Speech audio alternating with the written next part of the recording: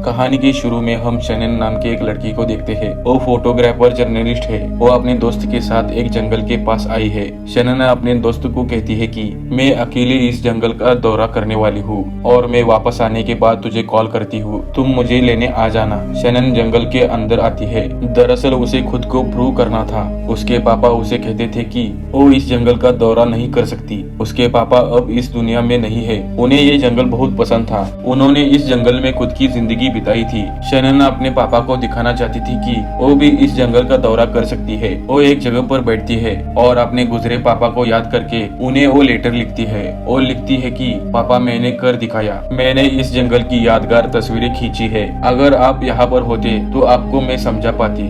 शनन को अब अलग ही सुकून मिल गया था और थोड़ा इमोशनल हो गई थी। शनन अब वापस निकलती है। तभी रास्ते में वो देखती है कि एक गाड़ी में एक आदमी है और उसके साथ लेडीज फॉरेस्ट ऑफिसर है जिसका नाम बिलियन है। फॉरेस्ट डिपार्टमेंट में काम करते हुए भी ड्रग्स बेचने का अवैध काम करती है, इसलिए वो आदमी बिलियन से ड्रग्स लेने आया है। वो दोनों के बीच में बहस चल रही है क्योंकि उस आदमी ने उसकी सब बातें रिकॉर्ड की थी और ये देखकर बिलियन उस आदमी पर गुस्सा हो जाती है। ये सब शनन चुपके से देख रही है और अपने कैमरा में उनका वीडियो शूट कर रही है क्योंकि उसे भी अजीब मामला लग रहा था। वो आदमी गुस्से से ड्रग्स की पाउडर बिलियन के ऊपर फेंक देता है और गाड़ी से उतरकर भागने लगता है। बिलियन भी नीचे उतर के अपने गन से उसको मार देती है। ये सब देखकर शनन घबरा जाती है। अगले सीन में जैक हैरिस को देखते हैं। वो एक पुलिस ऑफिसर है। वो शहर में रहता है पर उनकी वाइफ की कुछ ही दिन पहले डेथ हो गई है और इस जख्मों को भरने के लिए वो अपनी भांजी पैम के पास गाँव आ गए है। पैम भी वही फॉरेस्ट डिपार्टमेंट में डिस्पैचर का काम करती है। वो अपने अंकल को गांव के बारे में बताती है और कहती है कि जंगल की जगह खूबसूरत है, आप वहाँ जा सकते हो, पर अपना सेल फोन लेके मत जाओ, आपको डिस्टर्ब कर सकता है। जैक अपना फोन और बैच घर पे ही रखता है और गन साथ में रखते हैं। यहाँ बिलियन उस आदमी की डेड बॉडी गाड़ी में रख देते हैं। बिलियन को शनन फोटोज निकालते हुए देखती है। शनन वहाँ से भागने लगती है। बिलियन अपने बॉस हैक को कॉल करके बताती है कि मैंने गन का इस्तेमाल किया है और ये सब एक लड़की ने देख लिया है। हैक बिलियन की मदद के लिए दूसरे फॉरेस्ट पुलिस को टॉम को भेजती है। दरअसल हैक के कहने पर ही ड्रग्स को बेचती थी और पैसे हैक को ही देती थी। अब टॉम यहाँ पर आ जाता है। हैक को टॉम को कॉल करके बताती है कि तुम वहाँ का मामला संभाल लो, मुझे वहाँ पर आने की जरूरत ना पड़े, इसका ख्याल तुम रखो। बिलियन शनन को पकड़ने के लिए उसका पीछा करती है। बिलियन शनन को बाहर निकलने के लिए कहती है। वो कहती है कि मैं एक पुलिस वाली हूँ, मैं तुझे कुछ नहीं करूंगी, तुम्हारी भलाई इसी में है कि तुम चुपचाप सामने आ जाओ। शनन डर कर बिलियन के सामने आ जाती है और उसे कहती है कि गोली मत चलाना, मैं बस जंगल घूमने के लिए आ गई थी। बिलियन उसे कहती है कि तुम डरो मत, मैं तुम्हें गाड़ी में लेकर चलती हूँ। बिलियन उसे लेकर आगे आ रही होती है। तभी बिलियन को टॉम कहता है कि उसे खत्म करो। बिलियन उसे जोर से पकड़ लेती है। शनन बिलियन के हाथ पर काट देती है और उसे छूट कर भागने लगती है। आगे से टॉम आता है और शनन को मारकर उसे बेहोश कर देती है। जंगल में ही एक खाली जगह पर ले जाते हैं। टॉम बिलियन को पसंद करता था। वो दोनों बचपन से एक दूसरे को जानते थे। बिलियन को एक छोटा बच्चा भी है। वो अकेले ही अपने बच्चे के साथ रहती है। टॉम की ही वजह से उसे नौकरी मिल गई है। टॉम को बिलियन के साथ रिश्ता बनाना था लेकिन बिलियन तैयार नहीं थी। अब शनन होश में आती है। टॉम और बिलियन उसे पूछते हैं कि तुमने क्या देखा, लेकिन उन्हें शनन पर यकीन था। उनके लिए शनन एक खतरा बन चुकी थी क्योंकि वो पुलिस को बता सकती है और उनकी असलियत बाहर आती, इसलिए वो दोनों शनन को खत्म करने का फैसला लेते हैं और उसे दलदल की ओर ले जाते हैं। बिलियन शनन के ऊपर गन पॉइंट करती है। शनन उसे बार बार कह रहे थे कि मुझे मत मारो। बिलियन की उसे मारने की हिम्मत नहीं हो रही थी। वो शूट करने ही वाली थी। तभी वहाँ पर जैक आ जाता है और उन दोनों पर गन पॉइंट करता है और उन्हें घुटनों पर बैठने को बोलता है और वो कहता है कि मैं भी एक पुलिस वाला हूँ,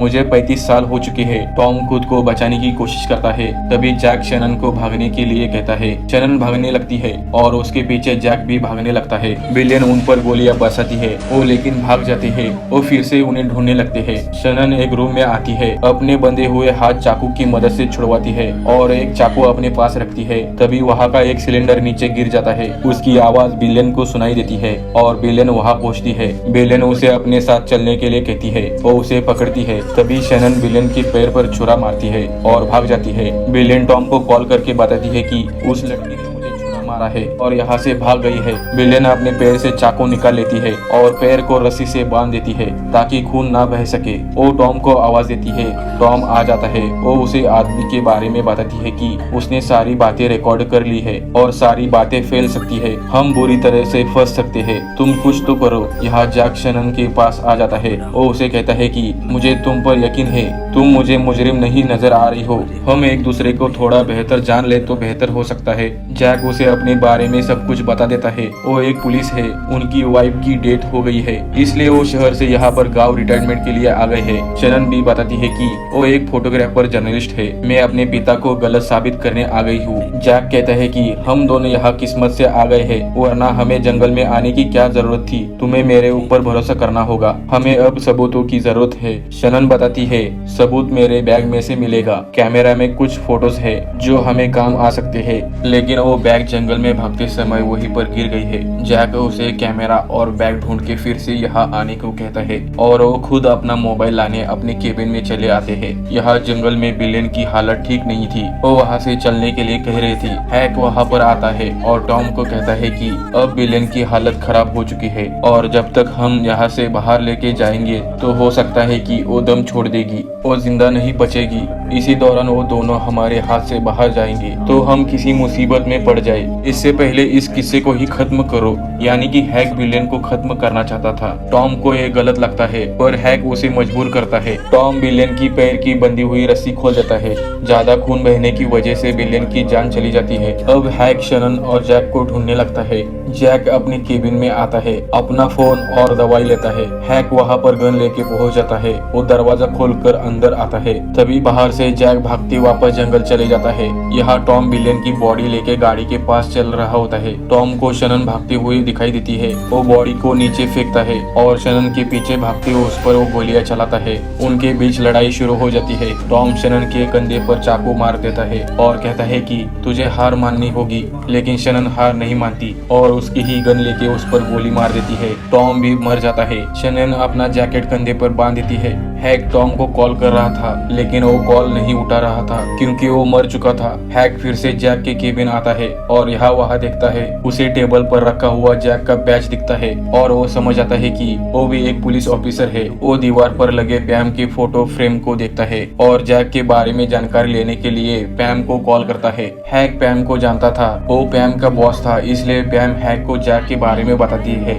वो मेरे अंकल है। जैक पैम से जैक का मोबाइल नंबर लेती है। यहाँ शनन को अपनी बैग और कैमरा मिल जाता है। वो कैमरा और बैग लेके जैक के पास आ जाती है। हैक फिर से जंगल आता है और देखता है कि टॉम मर चुका है। वो टॉम की बॉडी लेकर विलेन की बॉडी के पास ले जाता है। अब हैक की मुश्किलें और भी बढ़ गई है। उसके हाथ शनन भी नहीं लगी है। अब हैक पैम को टारगेट करता है और अपने आदमी की मदद से पैम को झूठ बोलकर किडनैप करवाता है। हैक जैक को कॉल करता है और जैक को ब्लैकमेल करता है कि तुम उस लड़की यानी कि शनन को मेरे हवाले करो, फिर तुम्हारी भांजी को कुछ नहीं करूंगा। ये मेरी जुबान है। जैक को डिसीजन लेना बहुत मुश्किल था क्योंकि एक तरफ उसकी भांजी थी और दूसरी तरफ मासूम शनन। आखिर जैक हैक की बातें मान लेता है और ये सब बातें शनन सुनती है और वो भागने लगती है। अब वो जैक से भी सेफ नहीं थी। जैक उसके पीछे जाता है और कहता है कि मेरी बात सुनो। शनन किसी घर में आती है। उस घर एक अकेली लड़की थी।